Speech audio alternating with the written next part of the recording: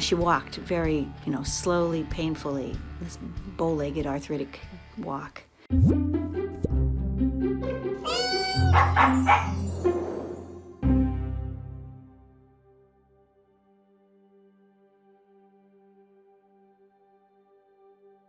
Hi, my name is Joy and I live in Sequim, Washington. About 3 years ago, I was visiting with my friend in San Antonio, Texas, and I was lucky enough to be introduced to this wonderful 27-year-old feral cat that he had been helping a friend of his feed over the years.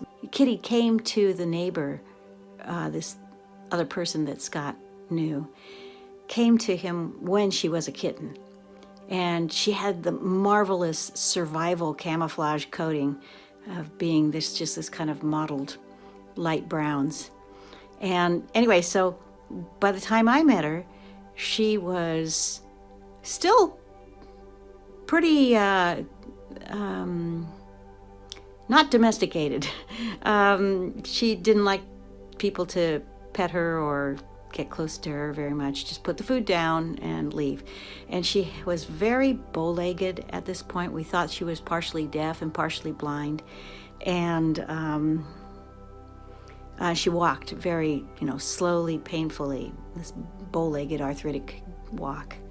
And she would wait until she heard the bowl hit the concrete on the patio. And then she would slowly meander over to it. Maybe kind of bump into something on the way. Anyway, so we were driving over to feed her one day, and I realized, oh my gosh, Nels is on Martha Norwalk's Animal World at this time usually. So I called from Texas to Washington State, and I got on the show, and I told them the situation about Kitty. And the main thing was that she was starting to not eat. And she was slowing down just a lot in everything about how she was. Seemed like it was slowing down. So he said, yep. Nels said, I'm connected with her, I got her.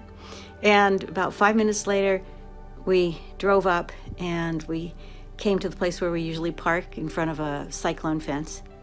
And Kitty was running up to us. Maybe not quite galloping, but she was definitely almost trotting. And her front legs were straighter, and she walked right over to where we usually feed her, and she was just showing us the way. And she just looked so much better, so much healthier. And we fed her, and she ate more than one bowl of cat food, and then she came over afterwards. I was kind of squatted down near her. She came over and she rubbed up against my hand, and then she licked it about 7 times.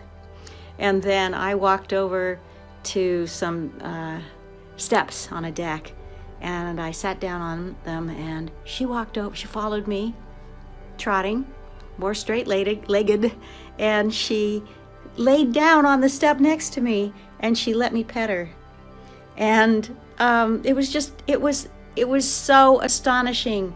My friend, who believed minus 5,000 in energy work, whether it was hands-on energy work or whether it was certainly distance energy work, couldn't possibly be true or helpful. And he couldn't believe his eyes. He was amazed. And so I think that I left soon after that and came back up to Sequim, and I think she lived for about 4 more months. But I think that they were much better months than she would have had if Nels hadn't worked on her. So I really encourage anybody who has a beloved animal friend that they think could use some help, call Nels up, talk to him. I think you'll be amazed. Thank you so much. Bye.